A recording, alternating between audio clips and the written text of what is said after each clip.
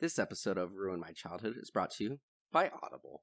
Ruin my childhood. Thank you for listening to Ruin My Childhood, the podcast where we decide if some things are better off left in the past. I'm Mike. And I'm Kat. What are we going to be covering today? We are covering X-Men, the animated series.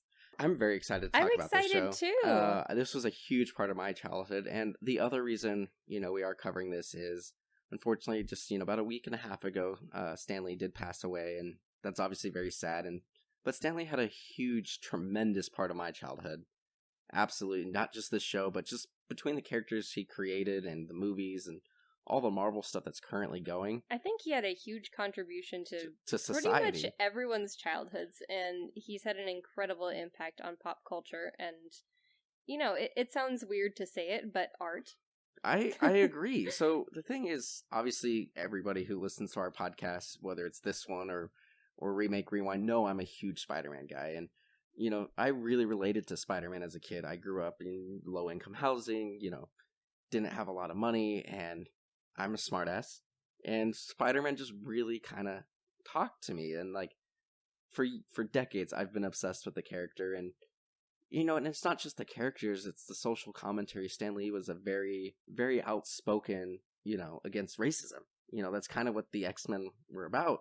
Professor Xavier was Martin Luther King, Magneto was Malcolm X, and, it's a very progressive and risky thing for him to do in the 60s to kind of have that. So right, and to create the X-Men, who are specifically mutants. Right. And make this really public commentary on you need to accept people and not be scared of them just because they're different. Right, and then the thing that's even more impressive is, looking at this 50, 60 years later, the X-Men are still relevant in the fact that when the live action movies were coming out, you had, Sir Ian McKellen playing Magneto, who is a gay man, and people today are still relating to these characters. Initially it was, a race issue, but people who are part of the LGBTQT, I never remember which order the letters are in. It's always changing. But people from those communities are still relating to the characters that Stan Lee created. Absolutely. Which was phenomenal. So, you're definitely someone that we're going to miss. I'm eternally grateful for Stan Lee's contributions to society. I honestly wouldn't be doing this podcast if it wasn't for Stan Lee. So thank you, Stan Lee, and, rest in peace. Rest in peace, sweet prince. All right. All right, so I'm excited about I'm this excited. episode. So I think we just said X-Men. Did you say the animated series? I said the animated series. Did. You're so more so good. specifically, this is the X-Men cartoon that we all knew and loved from our childhoods. If you're somewhere in our age range, 30-ish. 30-ish. Mid-20s, mid-30s kind of situation. Millennials. Or, anyone who just really watched it. Right. So, Katrina. What, Michael? What are some highlights of the show for me? What do you remember about the X-Men animated series? I didn't watch a lot of cartoons when I was very little. We were in a religious cult. It was a thing. I was allowed to watch the Reading Rainbow. And then when we moved to California, we occasionally would get Saturday morning cartoons. Nice. And even more occasionally, we would watch cartoons at other points in the week. And early on, I didn't watch a lot, but I really liked Gargoyles and we covered James that. Bond Jr. Oh, we should cover that someday. And the X-Men, and I think out of those, the X-Men was definitely my favorite because it had these strong female characters. Absolutely, they were awesome, and there was really nothing. There was nothing else like that.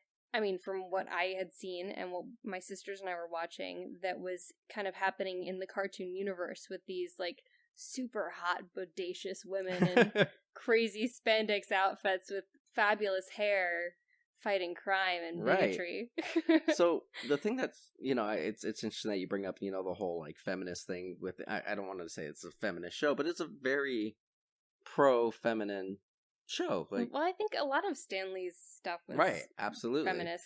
But it's funny that you mentioned it because my mom loved this show. Everybody in my family watched this, so this wasn't just a kid. I mean, it was a kid's show, but from what I remember, this is a little hard for me because it's hard for me to judge what I remember from the cartoon versus as I grew up starting to read actual comic books. And Katrina can attest to this. Our bookshelf has a ton of X-Men, Spider-Man actual novels. Yeah. So it's really hard for me to remember what I remember from this show versus this, because it did a very good job of actually adapting actual comic book stories and being pretty faithful considering it's a kid's show. Right, and I think in that way it brought a lot of kids into comic books that might not necessarily have been into them, because this was the first time that you could see a TV show where the characters really looked like the comic books that were on the shelves. Absolutely. And then this led to the Spider-Man animated series, which actually had crossover episodes in Spider-Man. I don't know if Spider-Man ever appeared in X-Men, but I know the X-Men appeared in Spider-Man several times, and the Spider-Man cartoon is obviously where I got into Spider-Man, and that was because of this show. So it has a huge, huge impact on my childhood. What was your favorite character? So my favorite X-Men or favorite character? So my favorite X-Men, I really like Iceman, who I don't think was in this show. I like Nightcrawler and Colossus, which also, I know they make appearances, but I don't think they're the biggest ones. But as a kid, I really related to Cyclops. Did you have a favorite villain? I mean, obviously Magneto and Juggernaut. Yeah. I always related to the leaders, like in Ninja Turtles, I always related to Leonardo. For Power Rangers, it was Tommy and That's because you're Jason. A Gryffindor with a hero complex. Exactly. So when I was younger, I related to Cyclops, but as I got older, I related to some different characters. But what was your favorite X-Man or X-Woman? My favorite, like far and away, was Beast. Beast is great. The Beast. Beast is great, and especially this version, because it was very similar to the Kelsey Grammer version. He's like a big blue kitty. And he's yoked. He's yoked. I mean, I always really loved the Gentle Giant characters, and I loved that he was smart. Yeah. Because I was homeschooled as a bit of a freak. And, I don't really think that homeschoolers are necessarily smarter than most kids, but I think we're exposed to a wider range of topics. And if your mom's your teacher, right, that's a little different. Right, but my parents are very, intellectual people, and we would have conversations at the dinner table that most people weren't used to hearing coming out of a child. So I'd go to my friends' houses on the rare occasions that this freak would get invited anywhere, and their parents would always be so weirded out by me because perturbed because I would speak to them at the same level. Of course I would call them sir and ma'am and Mr. and Mrs. I would try and talk to them like a normal person instead of a kid talking to an adult. Right. So people were always like, oh, you're so smart, you're such a bright child, you're so precocious. And I think in that way, I probably did relate to Beast. I didn't really think Beast of that being great character. The appeal of the character, but that probably is why. Right. No, Beast is awesome, and I really grew to appreciate Beast later on as I got into my teens and everything like that. It's like I said earlier, individual episodes, I cannot really tell you which ones would be my favorite just because they are so well melded into the comics themselves, and they were based off the Jim Lee design, which was what was current in the comic books at the time too. So right. That's really, really rad that they are actually able to keep it pretty faithful. The other thing obviously is the theme song. Oh my god, I love the theme song. Ba-na-na-na-na-na-na. It's so it comes on, you're just pumped. It was one of my first ringtones back when it wasn't actual music, when it was just little tones on the phone. Mm-hmm. I had the X-Men theme song as one of my ringtones. Nice. I think we should take a look at what our listeners remember about the show. Holy smokes, this was by far the most amount of contributions we've had. It really is. Let's cover the Instagram ones first. Okay. DP Octopus on my page said, I only remember... That's a rad name. I only remember one where it's this girl and she sinks through floors to get away from the bad guys. That's The Adventures of Alex Mack. No, actually, that might be... So that's Shadowcat. I don't think she's in this one. I think that's X-Men Evolution. Sweet. Which is a different series, which was actually very, very good. But thanks anyway. But maybe I'm being a jerk. Maybe Shadowcat is in it later. I don't want to say that it wasn't for sure. So yeah, I've got one from Jesus for the win. The second episode made me sad when Morph is killed. It took a while before I could watch the episode again. I know he comes back again later in the series. By that point, he is already brainwashed by Sinister. Oh no. You know what? I do remember that there was a character who was an X-Men, but then wasn't an X-Men, and then was again. I guess that's probably more. Probably. I don't really remember individual storylines. I mean, I can remember characters and I can remember a few moments, but as a whole, if we were to rewatch this whole series, it would just be fresh and shiny and new for me. Yeah, probably. Or at least for a lot of like the filler episodes in between. Absolutely. Do you have another one for Instagram, or should we move on to Twitter where we got like 1,000? Let's hit up Twitter. So thanks to Julia and Eric Lewald, who are actually writers and showrunners for the show. Is it Lewald or Lewald? I think it's Lewald. Lewald. They run the official X-Men the Animated Series Twitter account, and they actually retweeted this, our call to action for like, hey, tell us what you remember. So we got a lot of hits on this. They responded, well, how much time have you got? And I said, we have about a 45-minute podcast. You little troll. Way to plug. This is, oh damn, it's him, aka Jim, said, the fact that quite a few of the episodes were direct adaptations of the most iconic storylines in comic history is what made this series the GOAT. Do you know what the GOAT stands for? GOAT? I only know that in a sexual context. It's the greatest of all time. The movie franchise could learn a lot from the series. Between this and Batman the Animated Series, it was a great time to be a fan. I agree, Jim. Yeah, absolutely. I got from Simon Bar... Bribois? I don't even know how you say that name. I'm so sorry. I love the voice cast from the 90s X-Men. Everybody was perfectly cast, from real Cal Dodd to Catherine Disher, stunning Jean Grey and Phoenix, and Zan Lenore's Rogue. The performances were amazing. I agree. Solid work. I've got Viceman11 said, literally everything. Is that too much? It's the truth. It got me into comics. X-Men are my faves, and it all started with the animated series. Seriously, I've had more Wolverine Toy Biz toys than I can count. Dude, the Biz toys, or the Toy Biz ones, are expensive, man. Good on you. I've got like 2 or 3 that I really want to get to, but this one is from James Egan, at James WZ Egan 85. I distinctly remember in the second episode, Wolverine punched Cyclops in the stomach. I thought, but he's a superhero. Heroes don't fight. I was only 6. That's when I knew I was watching a different kind of show. Different kind of show. I like this one. Kurt Clark said, Storm and her gloriously over-the-top melodramatic invocations were the best thing to my 11-year-old mind.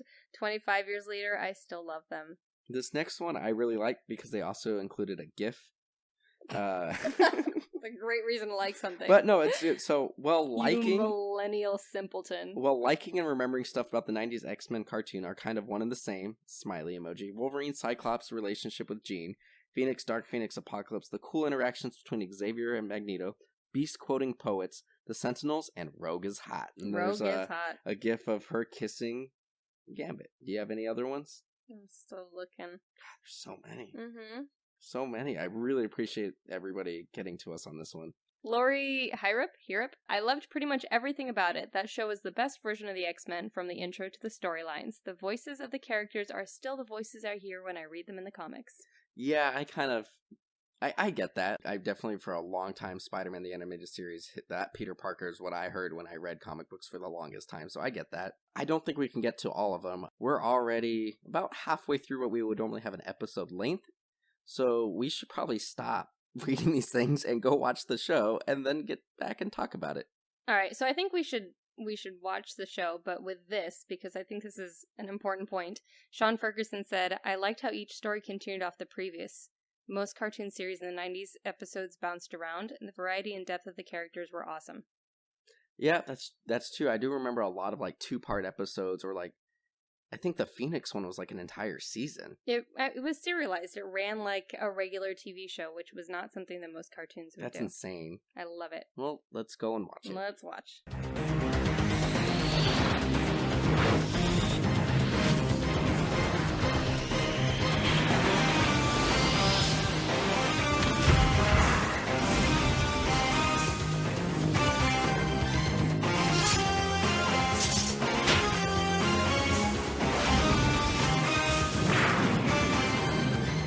Okay, so we just watched the X-Men animated series, and in addition to watching the show, we were very fortunate to actually be able to not have a over-the-phone or like oral interview, but we were able to have an interview with Julia and Eric Lewald, the writers and showrunners of X-Men the Animated Series, and I'm going to link the link to our website with the actual interview, but we're going to kind of throw some of the knowledge in through the episode.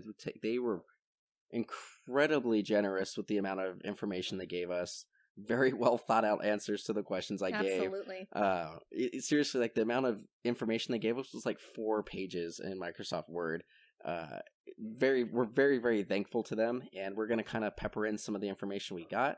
But if you're interested in reading all the stuff that they gave us, there'll be a link in the episode description, whether it's on YouTube or the podcast. Whatever you listen to your podcast will have that link. Okay? I'm sure all of you hardcore fans would love to read some of this. Oh, it's great. I'm thrilled that we got that stuff. It's like awesome. Childhood dream come true. It really honestly. is. I was at work the other day and bragging that I had this opportunity to talk to people that, Eric and Julia. So thank you guys so much. And I think it's time just to talk about the show. Yes. So we started off with season 1, and originally we thought that we were going to watch, a few episodes here, a few episodes there, but then we started watching and realized that we want to watch this whole series thing again. So normally we'll watch like one episode from season 1, and episode 2, episode 3, season 3 or whatever.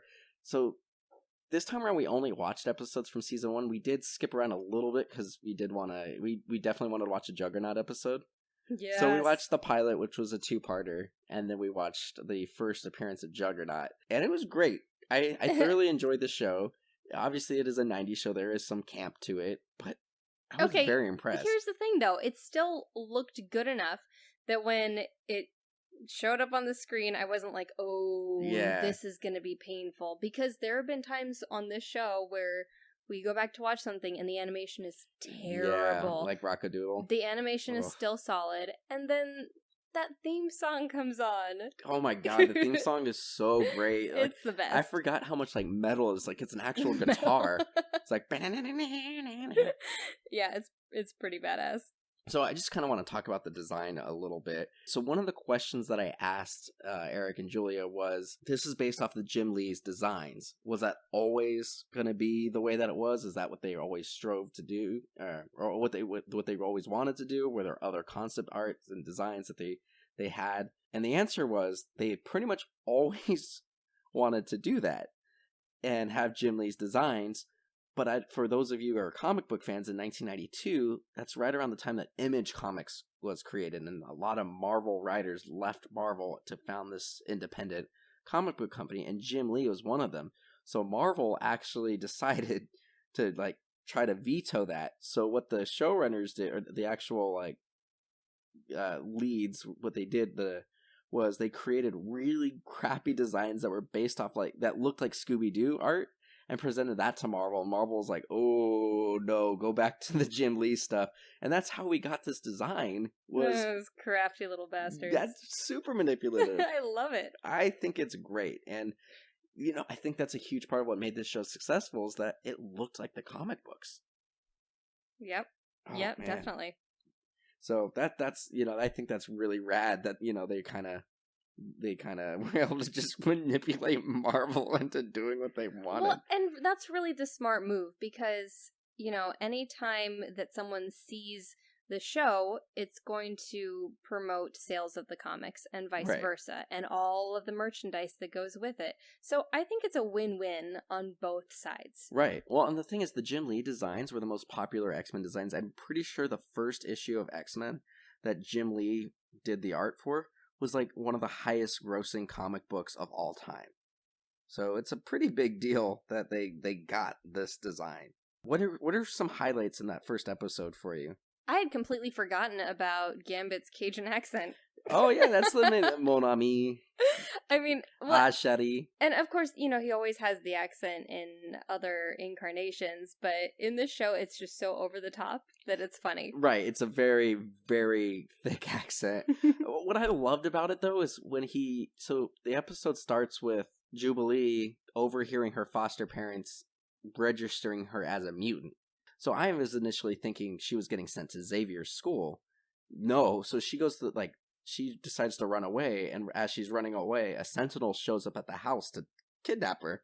So it ends up finding her in the mall, and that's where we kind of get the first glimpse of the X-Men. Unidentified mutants, ignore. Right. Oh yeah, no, that was really strange. So they see Storm, or the Sentinels see Storm and Rogue and decides to ignore and just keep going through the mall to find Jubilee. But then Storm, like, whips out a quick change out of nowhere. Yeah, I don't even know how that happened, but her eyebrows were on point.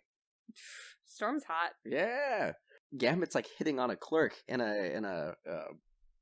he was buying, like, a pack of cards. They're all over the place. Right. It's not really clear at this point if they had gone to the mall to shop together. No, they were shopping. They had shopping bags and this stuff. just happened? No, that's exactly what happened. It was a coincidence. So, like, okay, where does Storm keep her spare clothing?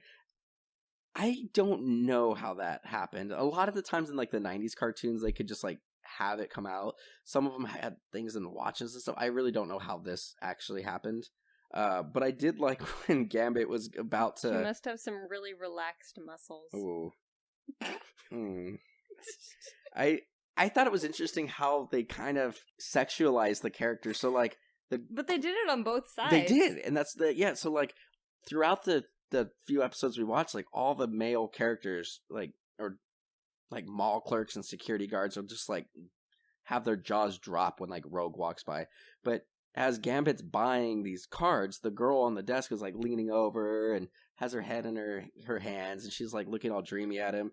And he says something along the lines of, like, the girl hits on him, and he says, I normally play solitaire unless I have someone to play with, kind of thing. And I was like, damn. Wow. They don't really sexualize Wolverine, though. No, I mean, he's 5'3". Right, he's so stocky and awkward. But, you know, it's funny because he's still down with the spandex. Like, he's trying his hardest. He even, went so far as to have little briefs for the extra definition down there. Well, the thing that's still nobody. Interesting, and so in one of the novels that I've read in the comic books... Maybe he smells bad. No, actually, the thing is, it's funny, in comic books and everything... Don't Wolverines smell really bad? No. They, like, he's not actually a Wolverine, honey. Musk. That's his code name, They okay? secrete their musk. He's not actually... Well, actually, did you know the females? original origin was that he was supposed to be a mutated Wolverine? That Yeah, took a I human know. Form? That's what I thought it was. But no, he actually was human. They changed that, like, right away. But he, in the comic books and novels and everything like that, he admits that he's not a good-looking guy, but he just has this, like, animal magnetism that he's banged a lot of women. You know, he gets in there, right? This episode just, like, it rips. Like, it just goes. So, like, they end up taking Jubilee to the mansion when, like, the Sentinel throws a gas bomb at her. Cyclops takes out the Sentinel by himself. Like, he just, like, shoots its head off. And then Jubilee ends up at the mansion. She freaks out, runs away, gets kidnapped again. Hang on. Can we talk about how when Jubilee is still on the run from the Sentinels, she's, like, out on the street, walking through this neighborhood. She walks right past, and there's like a Sentinel ducked into, like, a space between alley. Two buildings. I think I might notice a 7-story dude just chilling right there. The thing that was interesting about the Sentinel designs, and once again, they're comic accurate, they're supposed to be robots, but they have, like, muscles. Like, they're shaped like muscular men. No, they're like slightly muscular dad bods. No, their legs were, like, ripped. Like, they were, like, curved. Like, they looked like they had muscular legs. Muscular legs. So, the rest of the episode, like I said, goes pretty quick. I mean, they're only 22-minute shows, and they got a lot done. But they end up... Jubilee gets kidnapped again, and they go in to try to do a rescue mission, and Xavier's like, I wasn't expecting you guys to be, like, the X-Men's presence to be public yet, but, you know, it is what it is. Go rescue her. And, you know, it's pretty crazy. Like, right away, Scott and Wolverine are kind of, like, butting heads about, like, who should be in charge. And, you know, Wolverine wants to go after Jubilee, not realizing they're in the same place. And Scott's like, no, we need to, like, go here. So they're setting the tone for the series right away, which I really liked. And then the whole time that they're going through this, like, military base, you're kind of realizing this is, like, one of their first missions, that they don't really truly understand everyone's powers, because they walk into a room and Wolverine's like, stop, they're lasers, and Beast is like, you can see infrared? And he goes, no, I can smell the ozone. And I'm like, yeah. I'm like, oh, okay. Like, I didn't realize. I mean, I knew Wolverine had a good sense of smell, but I didn't realize lasers put off enough smell to be smelled by Wolverine. I really do like that about the first 2 episodes, though, is that they are getting to know each other as we're getting to know them. And they're still a little bit dysfunctional. They're not quite a team yet. They've got a lot of learning to do. They step on each other's toes. And I like that because, it's nice to show that side in a kid's show. And their tactics aren't all that great. So there's the episode kind of ends on a cliffhanger where you see Storm's about to open a door, but then we see on the other side of the door there's a bunch of men with guns. And then the episode just kind of ends. Right. And then it's a two-parter. And then the next episode, it's pretty insane. Like, in the first, 2 or 3 minutes of the episode, they kill Morph. It's dark. Yeah, it gets super dark. And that kind of leads me to another little tidbit that Eric and Julia gave us. Was one of the things I asked them was, what was something that, an original idea that they were really proud of, because obviously they adapted a lot of stuff. And they mentioned that originally, that it was a really big deal to them to kill a character at the beginning. And, it was a big deal. They had to pull a lot of strings with Fox. It was a lot of work to get that done. And they planned on keeping him dead. But halfway through the show, the first season, they did a focus group with a bunch of kids. And Morph was the most liked character. So they were kind of forced to bring him back. Really? Yeah. I thought Morph was annoying. His voice was annoying.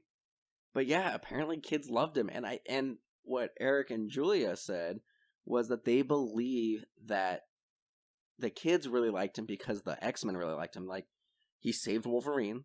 I didn't mind his voice. I minded that he was kind of a jerk. He was antagonistic. A little bit. Like, he was too gung-ho, and he was, getting himself into danger and just running into rooms. But he ultimately cared for the team. He sacrificed himself to save Wolverine, and when Beast finds out, he cries. Wolverine literally goes rogue to, try to get revenge. He punches Cyclops for abandoning them. So, they literally, Rogue sucks Wolverine's powers away so that way they can get him back to Xavier's mansion, and they leave Beast and Morph. Mm-hmm. And then you have the realization, Jean Grey and Xavier are in Cerebro, just monitoring the situation, and they're like, Morph's gone. We don't detect his conscience anymore. And I think, it's super dark. Yeah. And she cries. Everybody's crying. And this is episode 2. Which is insane. Just starting it off with a bang. And Beast gets, hits an electric fence and is taken down. And he's held captive for... Honestly, I don't know how long he was held. Because I don't think they rescued him at the next episode. And that fight scene where he ends up getting thrown to the electric fence was pretty intense. Yeah, absolutely. Like I said earlier, and one of our fans mentioned that Cyclops got punched by Wolverine. Wolverine also goes and cuts Cyclops' car, and he's and tells Jean, tell Cyclops he has a convertible now. Okay, so he this cracked me up. He shoots out his claws, and he just hooks them into the windows on one side of the car, and it rips off the whole roof. Right. He's tell me it's a convertible now. And then he gets in and steals the car. Right. Well, no, he went in his Jeep. The thing that I thought was kind of funny and a little annoying initially was they got worked in that first fight in the base. They had to leave. And there was only 1 or 2 Sentinels. At the end of the episode, they're able to... They trick the Sentinels into showing them where the factory is. So Cyclops ends up shooting off the arm of a Sentinel, and the Sentinel's like, I'm damaged, I need to go home for repair. It's pretty funny, right. Actually. And so they follow it back, and then they end up taking out 5 or 6 Sentinels. So once all the X-Men come, Storm takes out 2 Sentinels by herself, Rogue takes one out, Cyclops takes another one out, Wolverine takes one out. And I was like, how did they beat these ones so early, or so easily, and not the first time? And I figured it out. Do you know what the difference was? They didn't have their theme song They didn't have the theme song playing the first time. Tell you what, a good theme song makes all the difference. That's why Rocky beat Mr. T. He had the Eye of the Tiger. I think I did like the second part of this first episode a little bit better. It had a little bit... It had stakes. It had stakes. It had a little bit more of Storm and Rogue. There was a really funny moment, though, where Rogue gets slammed into the floor. The ground crumbles around, in the shape of her body. And instead of jumping up and getting back to it, she kind of, lifts her upper body and just looks over her shoulder. And has a little line you boys better learn how to behave. She got cakes. So, they have a full-on ass shot of this character. You know what was the other thing that was pretty interesting? And we kind of talked about the show being progressive. There was a woman president. There was. But yeah, I thought that was really interesting. Way to go. We haven't even gotten that far. Yeah, not in real life. So the other kind of scene that was interesting in this first episode, well, part 2, Wolverine's supposed to be going and looking for clues, but he ends up at a bar, and these guys start like just being kind of like hassling him, and then Cyclops comes and like they kind of fight these guys at the bar. But this is like the first time we see Wolverine without his mask. Yeah. Okay. So here's what I was noticing about Wolverine. He wears his civilian clothes a lot more frequently than the rest of the X-Men. Right. But they never really explain, like, who designed their X-Men costumes. It was Jim Lee. No, I know what you mean. You mean in the actual universe. Like, is it Professor X? Like, how did that discussion go down? Did they have a round table? Did they drop some stuff? Did they have, like, mock-ups made by, like, seamstresses? I want to know how this happened. Right. Did that pervert sliding around in his dustbuster just be like... Dustbuster? Everyone's gonna have spandex. Get it right up in there. You guys gotta get tight. Keep it tight. Yeah, one of our female characters needs to have some flesh tone spandex. But then you see Wolverine in this bar, and you see the close up of his face for the first time. And is he wearing eyeliner? No, he's wearing guyliner. Oh my god! From Pete Wentz. Okay, so he's got he's got guyliner, and he legit dresses like my dad when he wears his civilian He's clothes. wearing like a leather jacket. No, remember that bomber jacket my dad used to wear for like 30 years? Yeah, I mean, I haven't known your dad for 30 years. I'm only 30. I've known my dad for 30 years. The other thing that I thought was funny... Oh, this is the next episode. That's pretty much the end of that episode. So the next episode we watched, we skipped all the way to episode 8 because we wanted to watch the Juggernaut. Yeah. Because in addition to the show being very, very influential, in the early 2000s when YouTube was first becoming... I'm the Juggernaut, bitch. I'm the Juggernaut, bitch. But that episode is great because it introduced one of my favorite mutants, Colossus. I love Colossus. Colossus was great. I always really enjoy how Russian characters in cartoons are just always like really bad stereotypes. Right. Like his name is Ivan. No, his name is... No, that's what Wolverine called him to be racist. His name is actually Peter Rasputin. And it's spelled P-I-E-T-R. That's not how you spell Peter in Russian. I don't know. That's what his name is. It's P-I-O-T-R. Well, that's not how it's spelled. Like Tchaikovsky. Anyway, his name is Peter Rasputin. And Wolverine was just being racist and called him Ivan. Even better. Yep. I like that he's, very calm all the time. Right. He's calm but brutal. The thing that was interesting is he introduces himself as Colossus and not... Like, why he's not, you fight Colossus? Right. He's not like he's not a superhero. He's not a military guy. He is literally a construction worker. Why wouldn't he call himself Colossus? He's big Russian man. And Rogue kept sexualizing him the entire episode. Strong, like she kept being like, "Oh, it's a shame that this muscular, handsome man is going to jail." And she kept like picking him up and like, "Man, you're so handsome. I'm gonna do stuff to you, but I can't because I got my rogue powers." She wanted the Russian bear. She wanted the metallic rod. No. So this episode, the show's serialized, so we missed a lot. Like the previously on X-Men that popped up before was showing like slave labor building a dam and them rescuing Storm, and Professor X is missing and he left a message in Cerebro being like, "Hey guys, I gotta go do some stuff. Watch my house, please. Don't let anything happen to my house." And then they get to the house and it's destroyed and they find like a giant metal footprint and Wolverine follows a smell and he finds Colossus thinking it's Colossus. Colossus works Jubilee and Wolverine and then he realizes that's not him.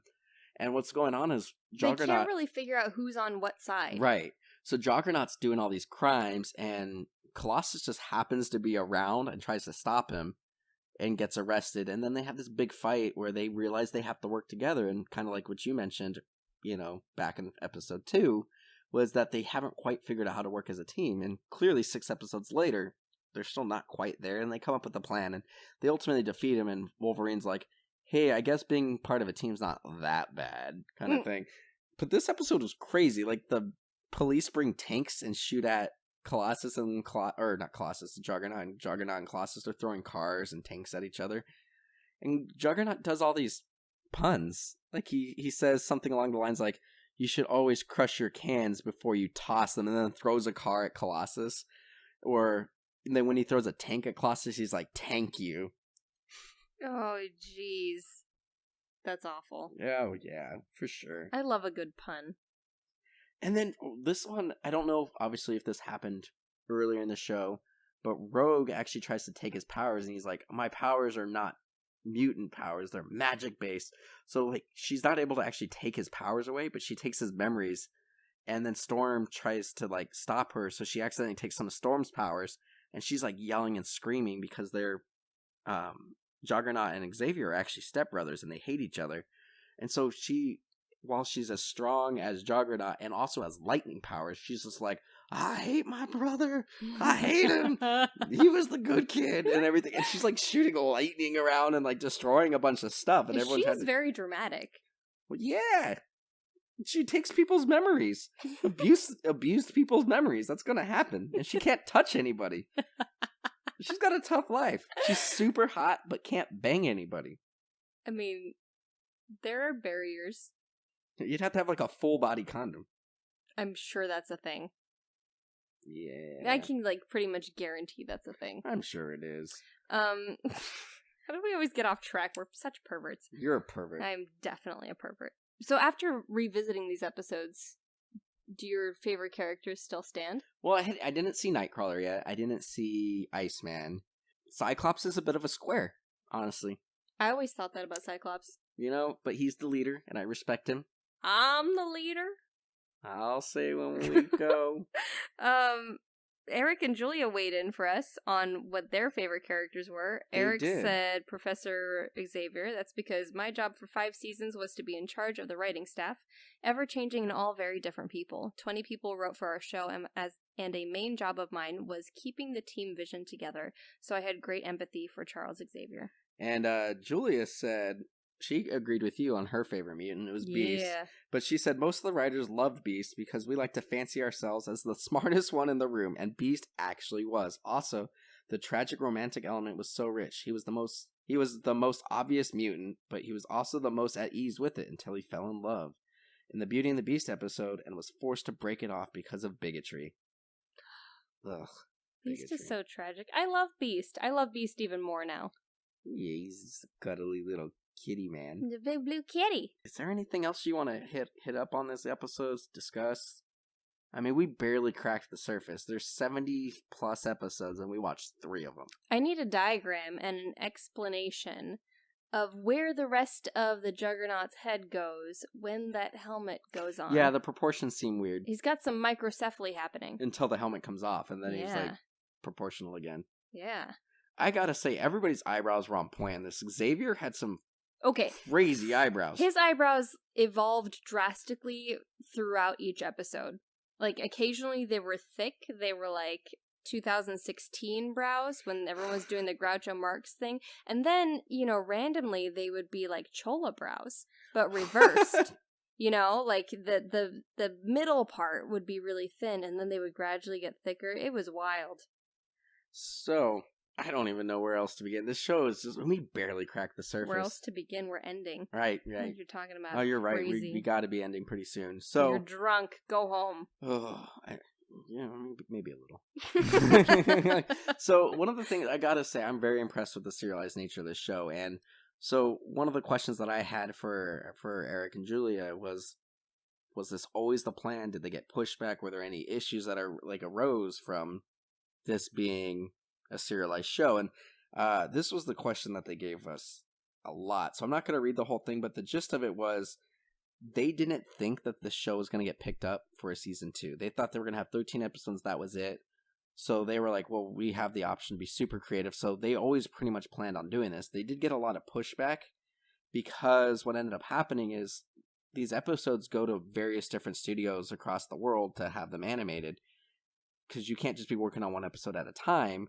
So what ended up happening was they actually had a huge issue where episode 1, episode 2 was great, but episode 3, the quality wasn't very good. but episode 3 ran into episode 4, so they couldn't air them out of date. So what they ended up having to do is they had to go to the president of Fox, and the president of Fox ultimately decided, you know what we'll do is we'll have a sneak peek episode in September when all the rest of the shows premiered, and then we'll actually release it in January and give us time to actually get the episodes ready. So it was super expensive and everything like that, but it was nice because while every other show was in reruns, this was a new episodes, but they were having issues with, animation not being up to snuff, so they had to like really rush and get things going. So even though this was the plan, they ended up having to change some stuff down the line. So once they got into like season 2, season 3, while as a whole the series was serialized, they did have a lot of standalone episodes that they could run independently just in case there was an issue. Right. Like, it seems like Margaret Lesh she was the president of Fox Kids, she did her best to make sure that this got a strong start.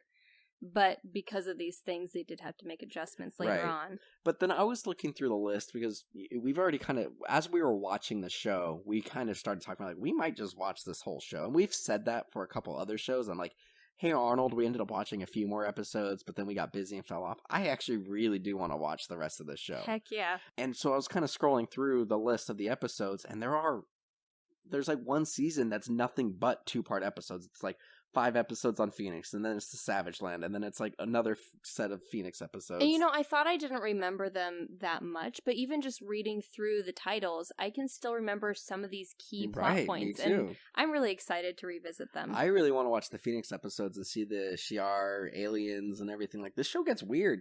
Yeah. So, the last thing that I want to talk about, we got to do this. Eric has a book coming out called Previously on X-Men. It just came out.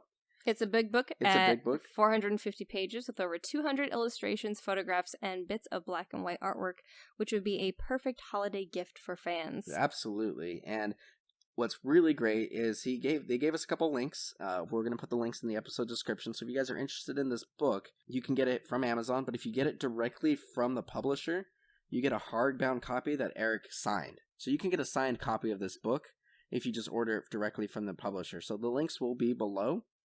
And you can also get it on Amazon as well, if you'd like. But yeah, check it out. I'm probably going to pick up a copy now just because, obviously, this show's great, and I really appreciate all the information that Eric and Julia gave us. And I want more. They also included a picture of Wolverine, Cal Dodd, hand-delivering the very first copy to none other than Justin Trudeau. Prime Minister of Canada. I love him. Yeah, I want to go to there. So, Katrina, I have to ask. Yes, Michael. I'm pretty sure I know the answer. What? Did this ruin your childhood? Nope. No, not at all. Nope, I not want to at go all. back and watch more. In fact, it inspired our next series that we're covering, which is the Spider-Man animated series that actually has crossover episodes. So we're going to get to see a little bit more X-Men, hopefully. So is it also Spider-Man the animated series? Yes. There you go. Yep. All right. So, Katrina, where Michael, can our fans find you? I'm all over the internet at Katrinaosity. Check out my YouTube channel. Or if you're listening to this and you're into animation, I have a voiceover reel that is out there in the internet. If you just Google Katrina Sherwood voiceover reel. Excellent. We can also check out our show. We're on Google Play. We're on Apple Podcasts. We're on Stitcher. So if this is your first time listening, please subscribe, like the show, listen to it. We're also on YouTube. Check it out there. Please listen to our other podcast, Remake Rewind, and it's in all the same places. And that's it. Thank you for listening. Thanks so much for listening, and thank you so much to Eric and Julia. You have definitely livened up this episode and given us a lot to consider and think about. Absolutely. And now we gotta do our not shameless. This is a really great opportunity for our fans and listeners to get a free audiobook. Audiobooks are great. Audiobooks are great. I've listened to, since the last time we did an Audible spot, because I now have an 1.5 to 2 hour commute. Because we live in LA. Because we live in LA. I finally finished It, which was a 44-hour audiobook. You finished what? It. What's it? It, the book, Stephen King. And I've listened to the first 3 Gunslinger books. So I've gotten a lot out of this. I listened to Pride and Prejudice. You also listened to The Night Circus? The Night Circus. Night Circus. Audible's great. And if you guys are interested in it, or if you want to give Audible to, a friend or family member for Christmas, you guys can get 1 month for free from us. It's super easy. Just go to audibletrial.com/MDXpods, and you get a free 30-day trial and a free book. And you get to keep the book if you decide you don't want to keep the service going, but sign up, try it out, see if you like it. Absolutely. Once again, thanks for listening. Thank you.